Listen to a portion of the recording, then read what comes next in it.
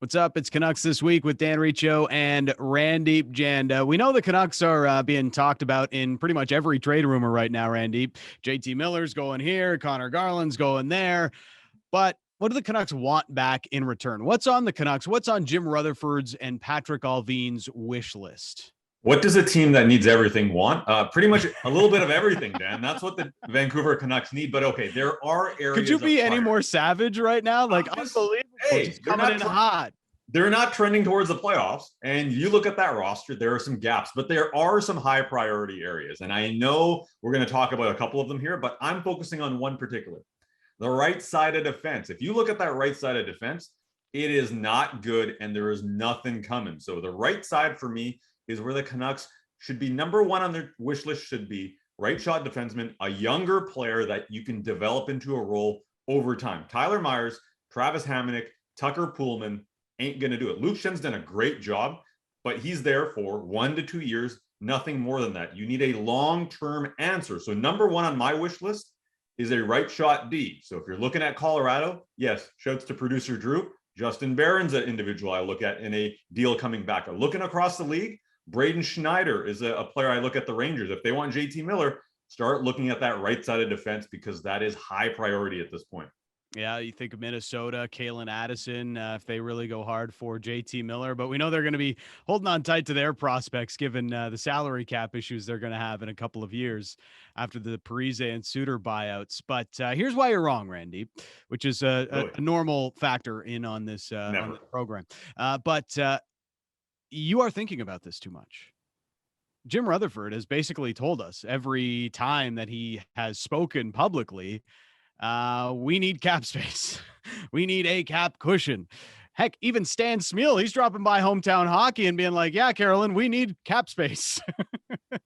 So it's just everybody in the organization is telling us exactly what this team wants, and they want to create cap space. They're spending into LTIR, and they're one of the worst teams in the Western Conference. Yeah, they've got back to 500, still a monumental climb back into the playoff race as Bruce Boudreau continues to hope and find ways to get them there. But first and foremost, this team is looking to create cap space so that they can actually make some moves to put a stamp on the roster with the new front office in place. Yeah, they need right shot D. They need some other things around the roster, but it all has to start with creating cap space and getting rid of some of the bloated contracts. So what you're saying is Jim Rutherford, Stan Smeal going with the Randy Moss line. Straight cash, homie, is exactly what they need right now. 100%. They need that. And I get that. I understand that because that provides flexibility moving forward. But here's the problem when you're talking about the right side of defense, Dan. You can't necessarily draft that right now and expect an answer because that's going to take a few years depending on where the Canucks draft. You can't find that in free agency. That's how they ended up getting the Travis Hamonic and Tucker Poolman contracts. So via trade is probably your best bet. But cap space is king in the NHL. So how do you hit both of those things and try to address both of those things? That's the challenge that Stan Smeal and Jim Rutherford and Patrick Allvin have, is that how do you hit a couple of different things on this roster? Because this is not a small project. They need to upgrade across the board, but it does start with cap space. And a part of that is when I talk about the right side of defense, those three defensemen I mentioned outside of Luke Schenn, one of them's got to go.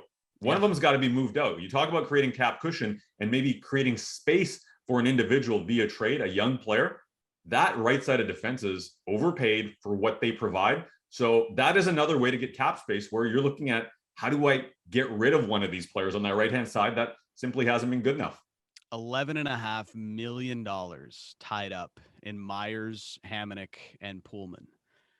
And you could argue like Luke Schenn has been their second best right shot defenseman beyond Tyler Myers this year, who I know the crowd is going to come at me and be like, Tyler Myers stinks. He's the chaos giraffe. And it's like, yeah, those things, the chaos giraffe part is definitely true. It tends to happen when he's out on the ice, but he's also had a pretty good season. Him and Oliver Ekman-Larsson have been a solid pairing for this team.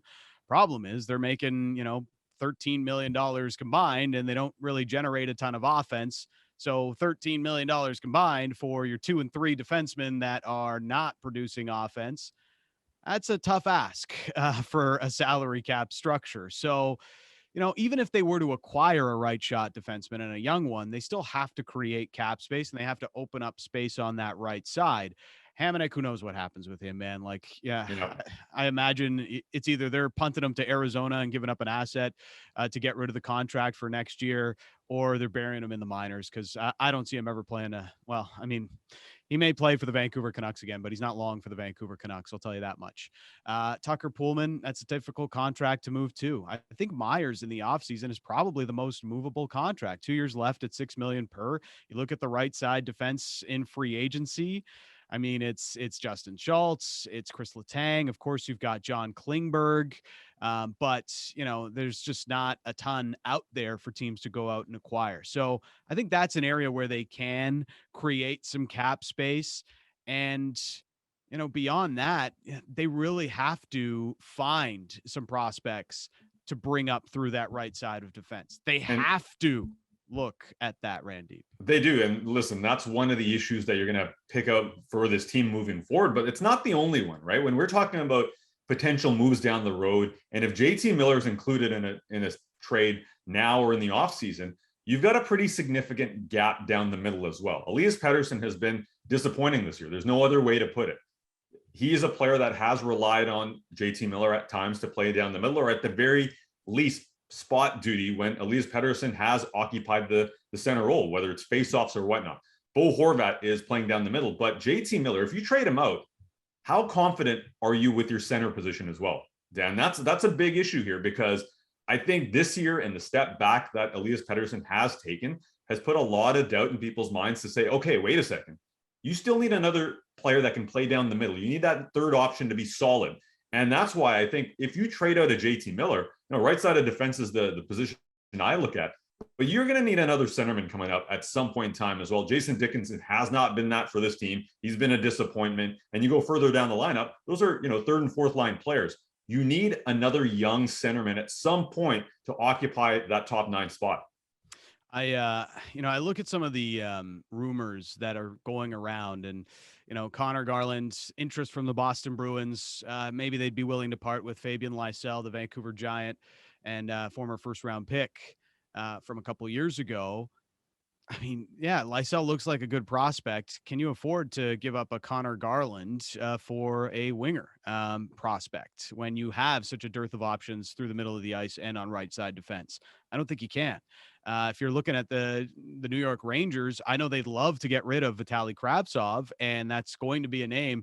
If the Canucks and Rangers do end up in a trade for JT Miller, I would imagine Vitaly Kravtsov is at least a part of the discussions. He may end up in the deal, but he can't be the headliner in that deal. It's just not enough to get back in return for those players. The reason the Canucks are looking at these deals, they're not good enough. They're up against the cap.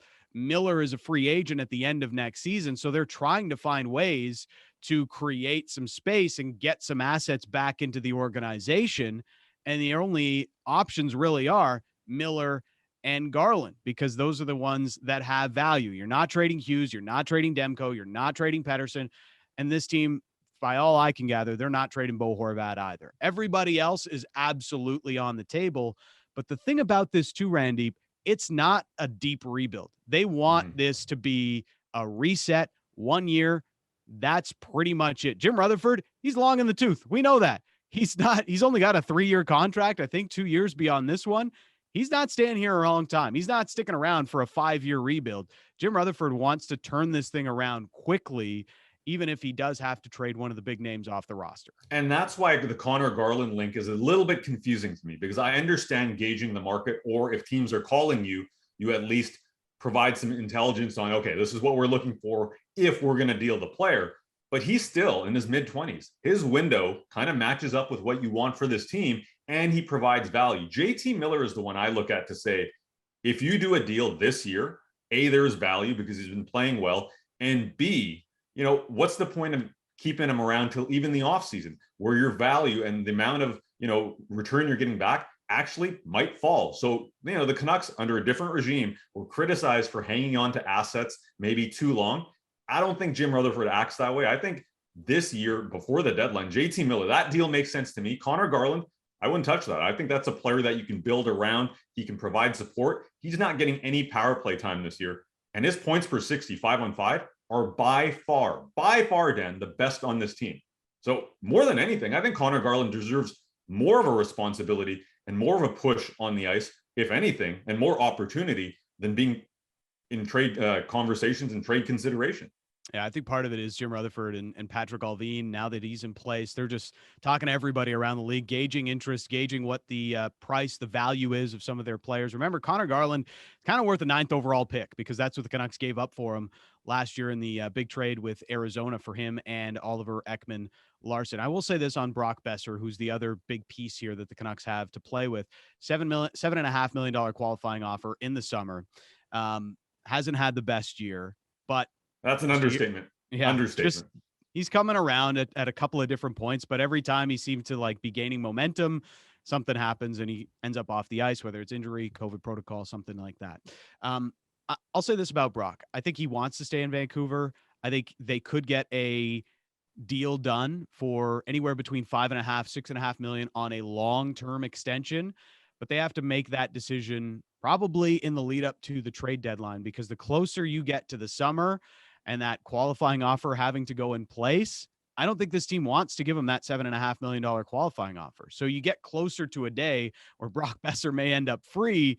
That's not good for anybody except maybe Brock and his agent. The Canucks don't want to see that happen. They can't afford to let that player walk for free. No, and especially when it comes to cap savings, you talk about a cap cushion. If you're signing that $7.5 million qualifying offer for Brock Besser, you can kiss that cap cushion goodbye, because that's not value. Randy, they're not going to do it. Like they're not. It can't happen. So that's why another issue, like, and I know we're talking a lot about JT Miller. With Brock Besser, that's another trade deadline player that I'm looking at, because what's the point in waiting till the offseason? Either you have discussions about signing him, and if that's a part of the plan, if not, Jim Rutherford, that's another, I think, short-term move that you have to look at, especially if he's not in your long-term future. What is on the Canucks wish list? You let us know. Is it right side defense? Is it centers? Or is it just that valuable cap space?